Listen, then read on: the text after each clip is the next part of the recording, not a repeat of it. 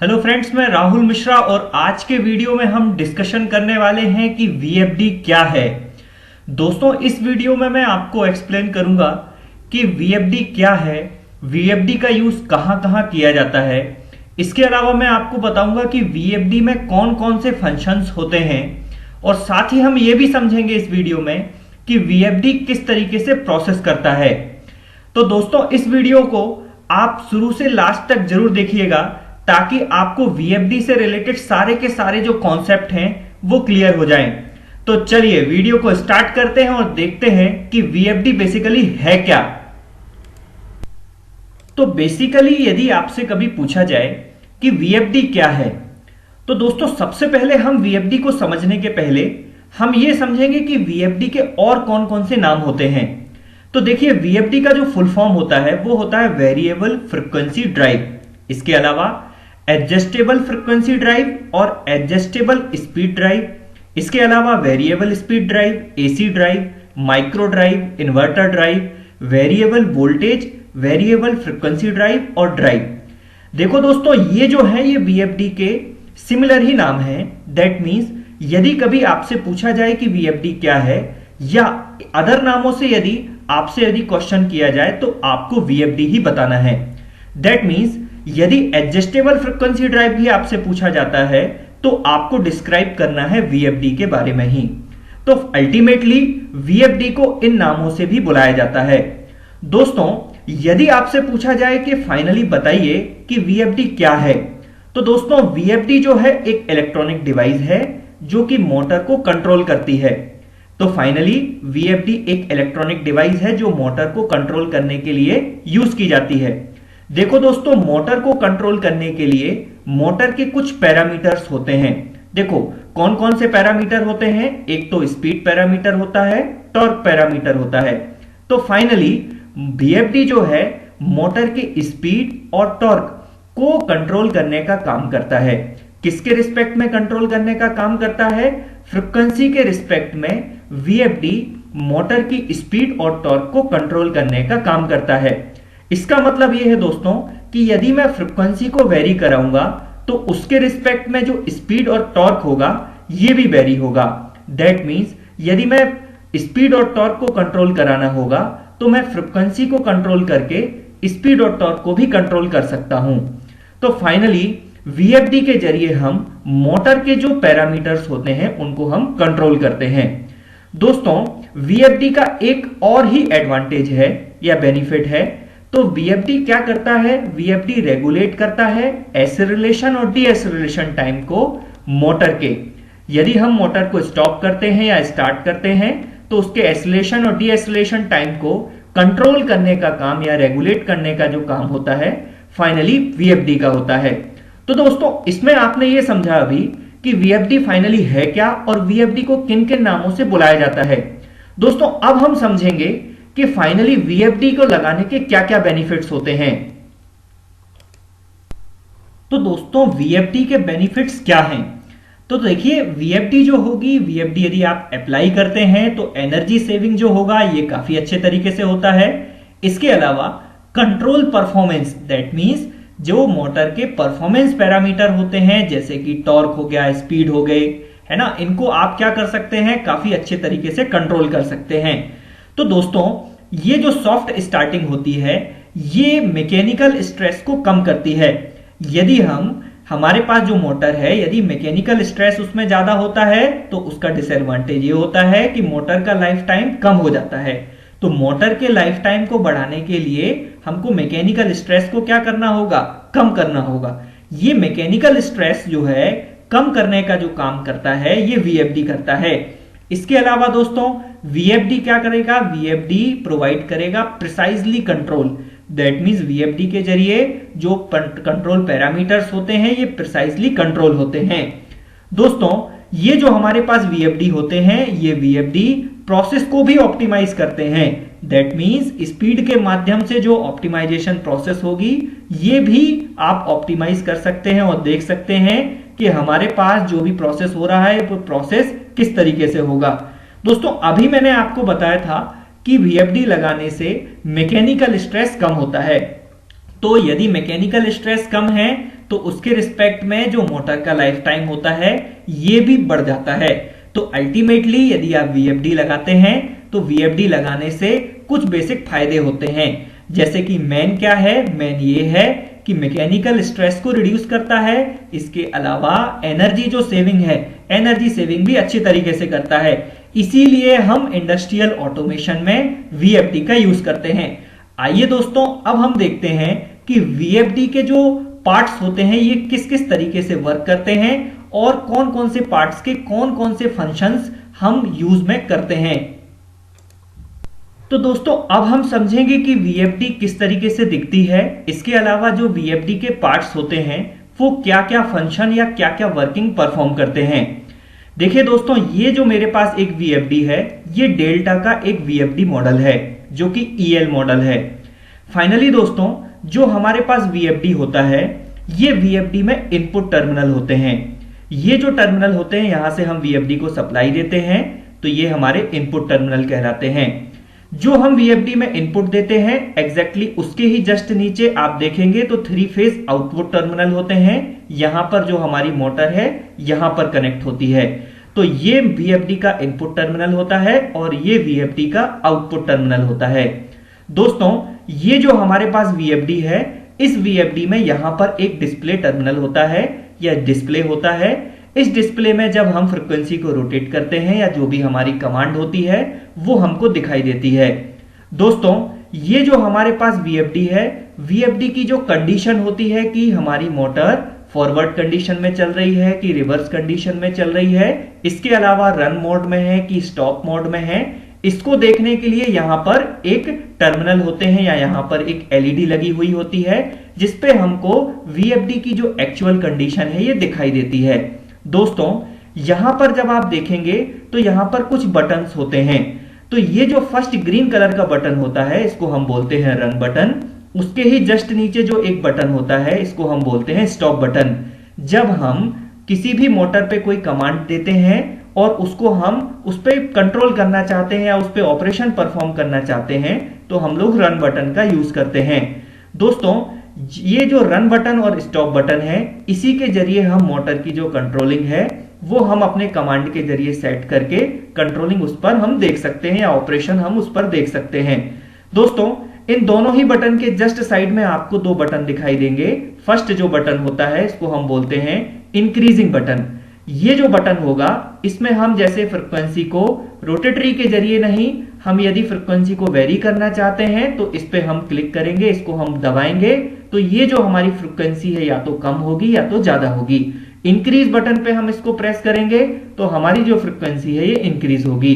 यहां पर आप देखेंगे तो ये डिक्रीज बटन है, हम डिक्रीज बटन पे यहां पर क्लिक करेंगे, इस पे हम दबाएंगे तो ये जो हमारी फ्रीक्वेंसी है ये कम होगी।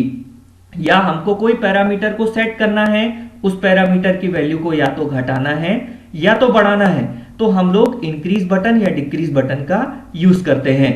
दोस्तों यहां पर एक बटन होता है, ये बटन एंटर का होता है। जैसे कि मैं VFD की फ्रीक्वेंसी को सेट करना चाहता हूं तो मैं उसकी कुछ कमांड दूंगा और कमांड देने के बाद मैं उस कमांड को अप्लाई करूंगा VFD पे, तो मैं किसका यूज करूंगा, एंटर बटन का यूज करूंगा। तो एंटर बटन का यूज हम करते हैं कि जैसे मैं कोई कमांड दे रहा हूं उस कमांड में या उस फीचर में अंदर जाने के लिए हम लोग एंटर बटन का यूज करते हैं। अब देखो दोस्तों ये जो मोड बटन आप देख पा रहे होंगे तो बेसिकली जो हमारे पास VFD है, इस VFD में आपको एक यूजर मैनुअल मिलता है। उस यूजर मैनुअल में अलग अलग मोड में अलग अलग जो फीचर्स होते हैं या पैरामीटर्स होते हैं उनको आप कंट्रोल कर सकते हैं। तो बेसिकली ये जो हमारे पास मोड बटन होता है, इस मोड बटन के जरिए हम क्या करते हैं, उन फीचर्स के अंदर जाकर के उनके पैरामीटर्स की वैल्यू चेंज कर सकते हैं, या तो घटा सकते हैं या तो बढ़ा सकते हैं। देखो दोस्तों जो हमारे पास VFD होती है, VFD में हम फ्रीक्वेंसी को चेंज करके मोटर की जो स्पीड या टॉर्क है उसको कंट्रोल करते हैं।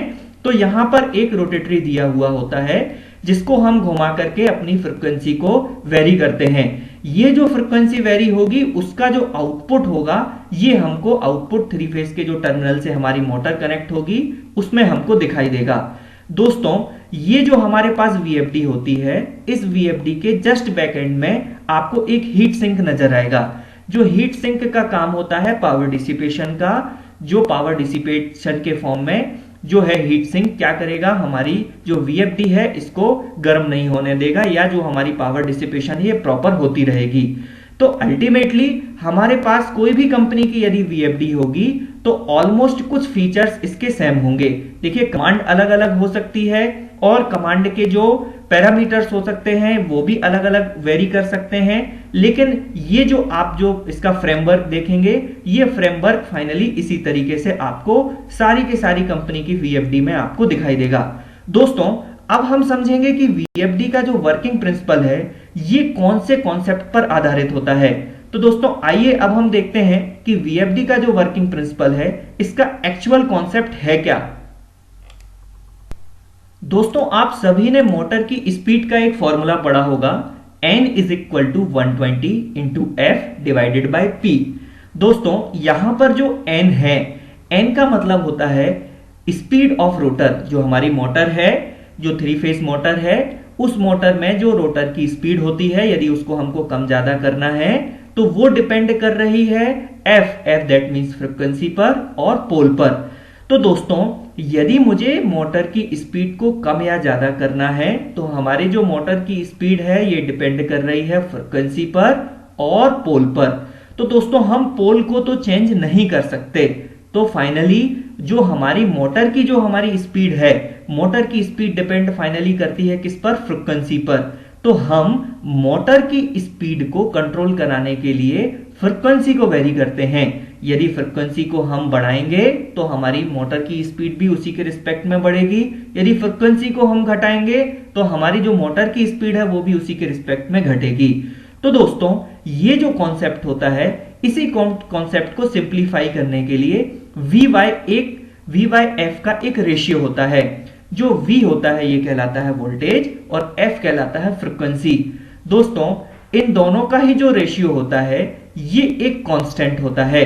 यदि मैं देखूं कि V is equal to constant into F, that means यहां पर यदि मैं वोल्टेज को कम या ज्यादा करना चाहता हूं तो मुझे फ्रीक्वेंसी को भी उसी के रिस्पेक्ट में कम या ज्यादा करना होगा। दोस्तों वीएफडी जो है फाइनली इसी कॉन्सेप्ट पर आधारित होती है। यदि मैं फ्रीक्वेंसी को घटाऊंगा या बढ़ाऊंगा उसी के रिस्पेक्ट में हमारा जो आउटपुट का वोल्टेज होगा, जो वीएफडी का आउटपुट होगा, उसी के रिस्पेक्ट में या तो घटेगा या तो बढ़ेगा।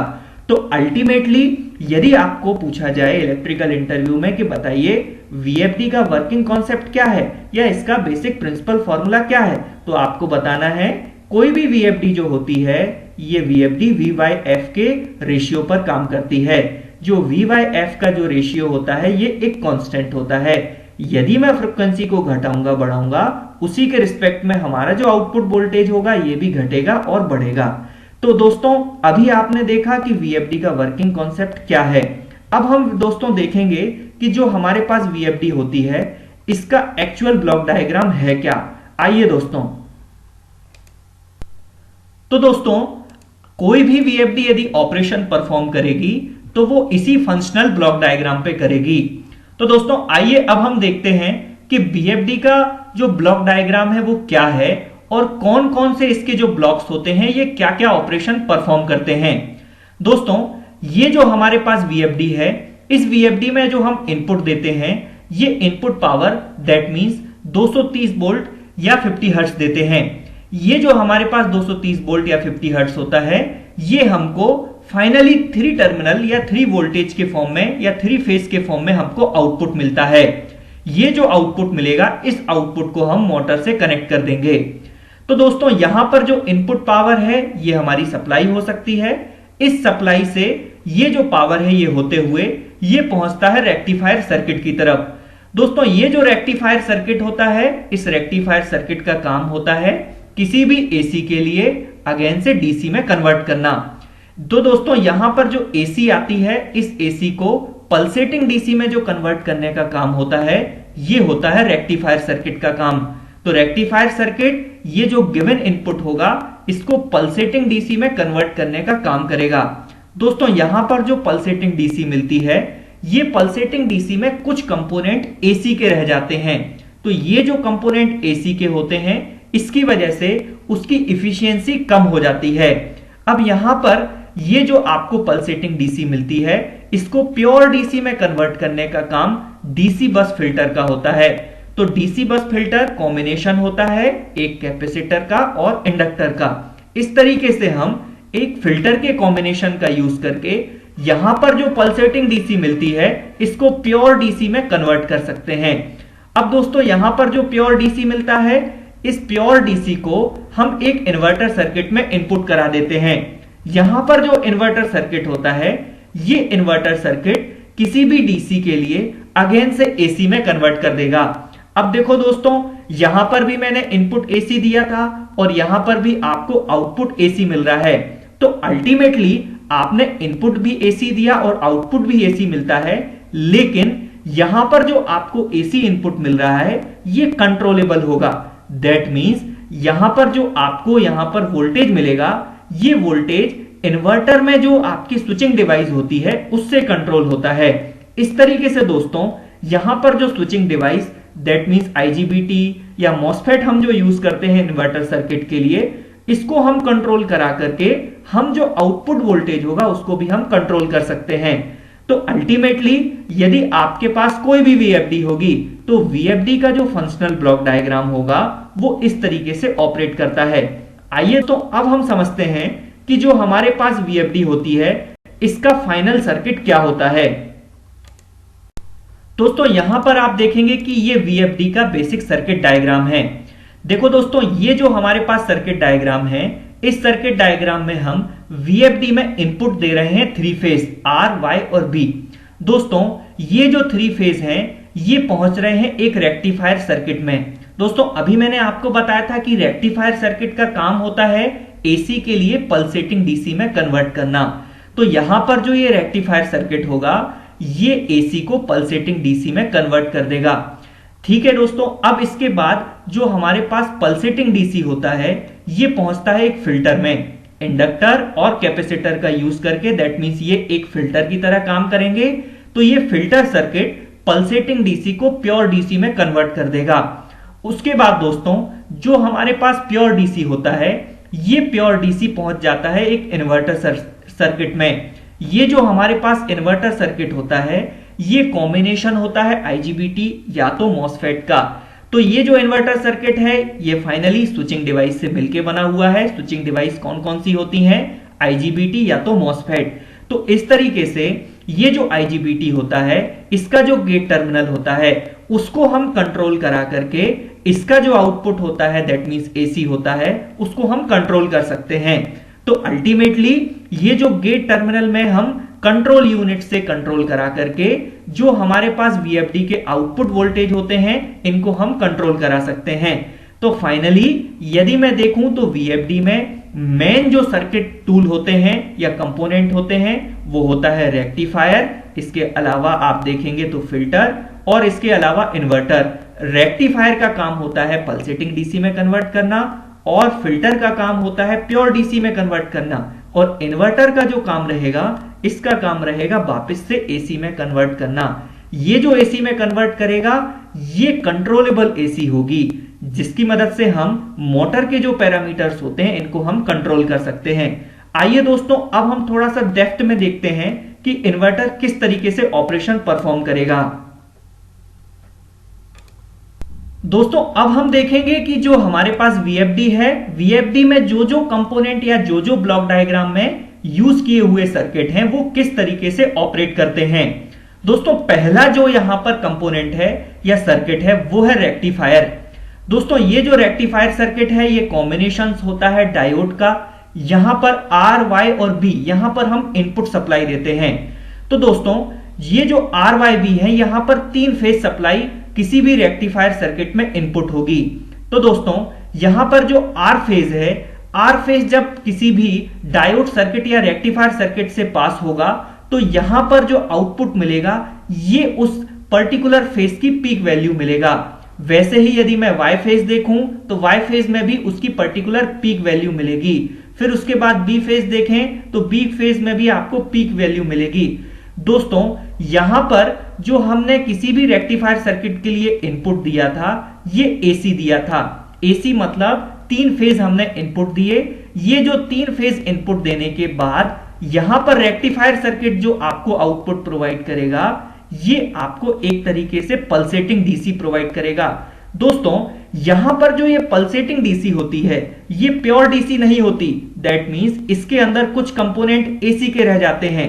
ये जो कंपोनेंट एसी के रह जाते हैं, इन्हीं को हम बोलते हैं रिपल्स। तो अल्टीमेटली रिपल्स को कम करने के लिए हम लोग फिल्टर का यूज करते हैं। आइए दोस्तों अब हम समझते हैं कि रिपल्स क्या होते हैं। दोस्तों अभी मैंने आपके लिए बताया था कि रेक्टिफायर जो सर्किट होता है, तो रेक्टिफायर सर्किट से जो आउटपुट मिलेगा वो पल्सेटिंग डीसी मिलेगा। दोस्तों इस पल्सेटिंग डीसी के अंदर ही कुछ रिपल्स मिलते हैं। ये जो रिपल्स होते हैं, ये रेक्टिफायर की सर्किट की इफिशियंसी को प्रभावित करते हैं। दोस्तों तो अल्टीमेटली हमारे लिए गोल ये होता है कि इन रिपल्स को कम करना। यदि रिपल्स की वैल्यू कम हो जाएगी, उससे जो हमारा आउटपुट मिलेगा वो प्योर डीसी मिल जाएगा। तो फाइनली हम एक फिल्टर का यूज करते हैं। फिल्टर के लिए कैपेसिटर और इंडक्टर का यूज करते हैं। ये जो फिल्टर सर्किट होता है, इस फिल्टर सर्किट में जो कैपेसिटर या इंडक्टर होते हैं, ये चार्जिंग और डिस्चार्जिंग के माध्यम से रिपल्स को रिड्यूस कर देते हैं। तो फाइनली यदि आपने किसी फिल्टर में इनपुट दिया है पल्सेटिंग डीसी, तो फिल्टर के बाद जो आपको आउटपुट मिलेगा ये प्योर डीसी मिलेगा। इसकी मदद से हमारे पास जो प्योर डीसी मिलती है, इस प्योर डीसी को हम भेज देते हैं इन्वर्टर सर्किट में। आइए दोस्तों अब हम देखते हैं कि ये इन्वर्टर सर्किट किस तरीके से परफॉर्म करता है। तो दोस्तों अभी आपने समझा कि हमारे पास जो फिल्टर से डीसी मिलता है, उस डीसी को हम एक इन्वर्टर में भेज देते हैं। दोस्तों ये जो इन्वर्टर सर्किट होता है, ये कॉम्बिनेशन होता है स्विचिंग डिवाइस का। देखो दोस्तों ये जो स्विचिंग डिवाइसेस होती हैं, ये इसमें बहुत तरीके के हम लोग आईजीबीटी या मॉसफेट का यूज करते हैं। तो जो इन्वर्टर सर्किट रहता है वो कॉम्बिनेशन होता है आईजीबीटी का या तो मॉसफेट का। दोस्तों ये जो आईजीबीटी और मॉसफेट होते हैं, इनके टर्मिनल्स होते हैं, उनमें से एक टर्मिनल होता है गेट का। दोस्तों ये जो गेट टर्मिनल होता है, इसके माध्यम से हम आईजीबीटी का जो ऑपरेशन होता है उसको कंट्रोल कर सकते हैं। तो अल्टीमेटली हमारे पास जो इन्वर्टर सर्किट है, इस इन्वर्टर सर्किट में हम लोग यूज करते हैं आईजीबीटी का। ये जो आईजीबीटी सर्किट है, इनके सभी की जो गेट है टर्मिनल, इस टर्मिनल को हम एक कंट्रोल यूनिट से कंट्रोल करते हैं। ये जो हमारे पास कंट्रोल यूनिट होती है, इस कंट्रोल यूनिट में हम एक साथ गेट पल्स को या तो बंद करते हैं या तो चालू करते हैं या अलग अलग करते हैं। उसके माध्यम से जो हमारे पास आउटपुट वोल्टेज होता है, ये कंट्रोल होता है। हम सभी जानते हैं दोस्तों कि इन्वर्टर का काम होता है किसी भी डीसी को एसी में कन्वर्ट करना। लेकिन दोस्तों ये जो एसी होती है, ये कंट्रोलेबल होती है और ये कंट्रोल होती है कंट्रोल यूनिट के माध्यम से। यहां पर दोस्तों हमारे पास पहले भी एसी मिल रही थी, लेकिन वो कंट्रोलेबल नहीं थी। तो उसको कंट्रोलेबल बनाने के लिए हम लोग यूज करते हैं इन्वर्टर सर्किट का। दोस्तों इसके प्रॉपर एक्सप्लेनेशन के लिए, इन्वर्टर और आईजीबीटी के लिए मैं एक पर्टिकुलर सेपरेट वीडियो बनाऊंगा, जिसमें मैं आपको काफी अच्छे से एक्सप्लेन करूंगा कि आईजीबीटी या मॉसफेट और इसके कॉम्बिनेशन से जो इन्वर्टर सर्किट बनता है, ये किस तरीके से वर्क करता है। आइए दोस्तों अब हम समझते हैं कि इन्वर्टर का जो आउटपुट होता है, ये किस तरीके से वेवफॉर्म में रिप्रेजेंट होता है। दोस्तों यहां पर आप देखेंगे कि जो हमको इन्वर्टर के बाद आउटपुट मिलता है, वो आउटपुट हमको एक स्क्वायर वेवफॉर्म के फॉर्म में मिलता है। यहां पर जो आप ब्लैक कलर की वेवफॉर्म देखेंगे, वो इन्वर्टर के बाद का आउटपुट होता है। ये जो आउटपुट होता है, ये एक तरीके का पॉजिटिव में भी हमको मिलता है और नेगेटिव में भी मिलता है। इस तरीके से यदि हम उस वेवफॉर्म का एक रिजल्टेंट वेवफॉर्म बनाएं, तो ये एक तरीके की साइन वेव बन जाती है। इस तरीके से दोस्तों यहां पर जो मैंने आपको एक वेवफॉर्म के जरिए रिप्रेजेंटेशन किया है, ये सिंगल फेज का किया है। इसी तरीके से 3 फेज में भी आपको अलग अलग वेवफॉर्म मिलती है, जिसके जरिए हम अपनी जो मोटर है उसको सप्लाई प्रोवाइड करते हैं। यहां पर ध्यान देने वाली बात यह है कि जो हमको यहां पर वेवफॉर्म मिलती है, दैट मींस 3 फेज मिलते हैं, ये कंट्रोलेबल होते हैं, जिनको हम कंट्रोल यूनिट के माध्यम से कंट्रोल करा सकते हैं। आइए दोस्तों अब हम देखते हैं कि वीएफडी का बेसिक वायरिंग डायग्राम क्या है और किस तरीके से हम उसकी वायरिंग करते हैं। तो फाइनली यदि हमारे पास कोई वीएफडी है और उस वीएफडी में हम मोटर को यदि कनेक्शन प्रोवाइड करते हैं तो आउटपुट टर्मिनल से हम प्रोवाइड करते हैं। दोस्तों यहां पर जो ये दो टर्मिनल होते हैं न्यूट्रल और फेज के, इसको हम एमसीबी से कनेक्ट करते हैं। जो एमसीबी है इसको न्यूट्रल और फेज में इसके आउटपुट टर्मिनल से हम किसी भी वीएफडी का इनपुट टर्मिनल कनेक्ट करते हैं। इस तरीके से दोस्तों ये जो हमारे पास वायरिंग डायग्राम आप देख पा रहे होंगे, इसमें हम किसी भी वीएफडी में सप्लाई और सप्लाई के बाद आउटपुट में हम किसी मोटर को कनेक्ट करते हैं। तो फाइनली यहां पर आप कॉन्टेक्टर का भी इस्तेमाल कर सकते हैं, या आपको पोटेंशियोमीटर का यूज करना है एक्सटर्नली तो आप पोटेंशियोमीटर का भी यूज कर सकते हैं, या आपको एनओ एनसी पुश बटन का एक्सटर्नली यूज करना है तो आप प्रोग्रामिंग के माध्यम से इसके जो फीचर्स हैं उसको चेंज करके आप वहां पर एक्सटर्नली सर्किट कनेक्ट कर सकते हैं।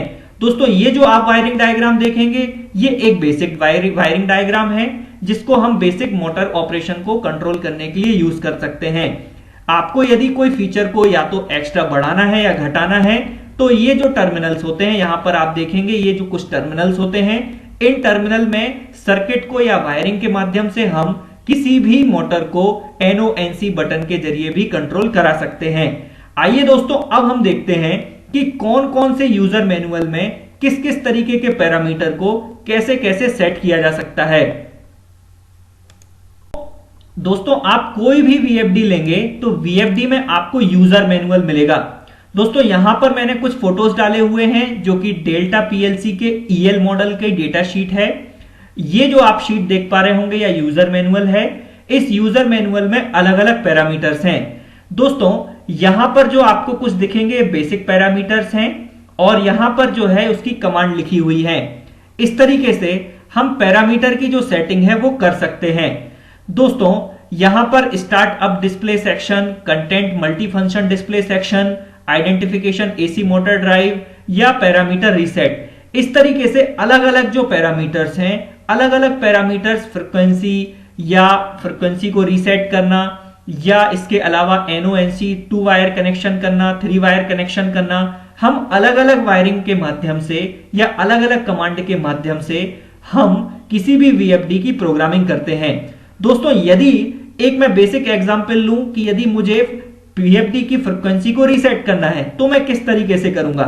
आइए दोस्तों अब मैं यूजर मैनुअल को पढ़ करके मैं देखता हूं कि कौन सी कमांड का यूज करके मैं अपनी फ्रीक्वेंसी को रीसेट कर सकता हूं। दोस्तों एग्जांपल के लिए यदि मुझे अपनी वीएफडी का फ्रीक्वेंसी को चेंज करना है तो मैं कैसे करूंगा। दोस्तों पहले तो मैं मोड में 0002 में जाकर के पैरामीटर को रीसेट करूंगा। दोस्तों यदि मैं वहां पर 9 पुट करता हूं तो यहां पर आप देख पा रहे होंगे 9 जो है कमांड ये 50 हर्ट्ज के लिए है। तो यहां पर सेटिंग रेंज यदि मैं 9 पुट करता हूं तो वहां पर मैक्सिमम फ्रीक्वेंसी 50 हर्ट्ज हो जाएगी। इसके अलावा यदि मैं 10 पुट करता हूं तो मैक्सिमम फ्रीक्वेंसी यहां पर 60 हर्ट्ज हो जाएगी। इस तरीके से दोस्तों यदि मुझे किसी भी वीएफडी के कुछ पैरामीटर को चेंज करना है या पासवर्ड को रीसेट करना है या कंट्रोल मोड को चेंज करना है या अदर पैरामीटर को चेंज करना है तो मैं उसके पैरामीटर रेंज में जाकर के वहां पर मैं एंटर बटन को प्रेस करता हूं। अब एंटर बटन को दबाने के बाद यदि मैं रन पर अप्लाई करता हूं या उसको दबाता हूं तो रन में जाने के बाद जो भी आपने यहां पर पुट किया है या जो आपने फ्रीक्वेंसी डाली है वो फ्रीक्वेंसी उस पर अप्लाई हो जाएगी। इस तरीके से दोस्तों किसी भी वीएफडी में आप उसके यूजर मैनुअल को पढ़ करके उसके कमांड या पैरामीटर को चेंज कर सकते हैं। आइए दोस्तों अब मैं आपको बताता हूं कि यूजर मैनुअल में भी जो सर्किट आपको या जो वायरिंग आपको दी हुई होती है वो किस तरीके की होती है। तो दोस्तों यहां पर आप देखेंगे कि ये मैंने यूजर मैनुअल का वायरिंग डायग्राम आपको दिखाने के लिए रिप्रेजेंट किया है। तो दोस्तों यूजर मैनुअल के अनुसार यहां पर आप देखेंगे यहां पर हम वीएफडी के लिए इनपुट देते हैं और ये जो U, V और W आप जो टर्मिनल देखेंगे T1, T2 और T3 ये आउटपुट के लिए होते हैं। दोस्तों ये जो हमारी VFD होती है इसमें से 24 वोल्ट भी अप्लाई होता है, दैट मींस 24 वोल्ट निकलता है। इस 24 वोल्ट को हम आउटपुट के लिए भी या किसी फंक्शनल को अप्लाई करने के लिए यूज कर लेते हैं। दोस्तों M1, M2, Mi1, Mi2, Mi3, Mi4 ये 4 टर्मिनल होते हैं जिनके माध्यम से हम किसी भी मोटर के स्टॉप या फिर रन कंडीशन को ऑपरेट करा सकते हैं। दोस्तों यहां पर +10, AVI, ACM ये जो टर्मिनल होते हैं, यहां पर हम पोटेंशियोमीटर को कनेक्ट करके अपनी जो VFD है उस VFD की फ्रीक्वेंसी को वेरी करा सकते हैं। इस तरीके से दोस्तों ये जो हमारे पास कोई VFD है, उस VFD में यदि मैं बेसिक लेवल पे देखूं कि वायरिंग डायग्राम क्या है, तो इस तरीके से हम वायरिंग डायग्राम को कनेक्ट करते हैं। दोस्तों अब हम समझेंगे कि VFD में कौन कौन से एप्लीकेशन है या VFD का एप्लीकेशन क्या है और कहां कहां पर VFD यूज की जाती है। तो दोस्तों इंडस्ट्रियल ऑटोमेशन में तो VFD यूज की ही जाती है और कुछ बेसिक एप्लीकेशन है जैसे कि फैन, पंप, कंप्रेसर है ना, इनको कंट्रोल कराने के लिए भी हम VFD का यूज करते हैं। कन्वेयर बेल्ट की जो स्पीड होती है इसको भी कंट्रोल कराने के लिए हम VFD का यूज करते हैं। देखिए क्रेन के जो ऑपरेशंस होते हैं या कंट्रोल कराने के लिए भी हम VFD का यूज करते हैं। दोस्तों इस वीडियो में आपने समझा कि VFD क्या है, VFD के और कौन कौन से नाम होते हैं, VFD का फंक्शनल प्रिंसिपल क्या है, इसके अलावा फंक्शनल ब्लॉक डायग्राम क्या है, बेसिक वायरिंग डायग्राम क्या है।